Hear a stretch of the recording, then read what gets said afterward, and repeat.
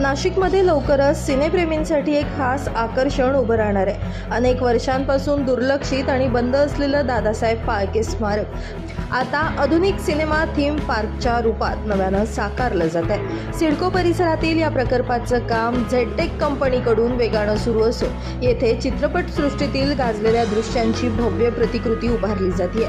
या थीम पार्कमध्ये किंगकॉंगमधील empire state बिल्डिंगवरील थरारक सीन, बाजीराव मस्तानीमधील मस्तानीचं नृत्य, रंग दे बसंती प्रेरित इंडिया गेट, तसेच दिल्ली 6 मधील रेड फोर्ट आणि चांदनी चौक यांची वास्तवदर्शी पुनर्निर्मिती केली जाणार आहे. केदारनाथ, बाहुबली, DDLJ आणि शोलेमधील प्रसिद्ध प्रसंगही अनुभवता येणार आहेत. लहान मुलांसाठी कोई मिल गया मधील जादू, हाथी मेरे साथी मधील हत्ती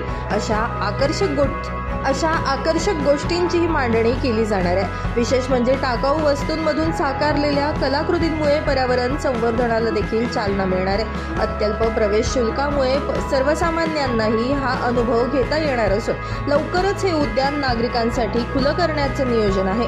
हा प्रकल्प नाशिकच्या पर्यटनाला नवी ओळख निर्माण करून देणारा ठरणार आहे. नितीन चव्हाण, महाराष्ट्र 24 न्यूज, नाशिक.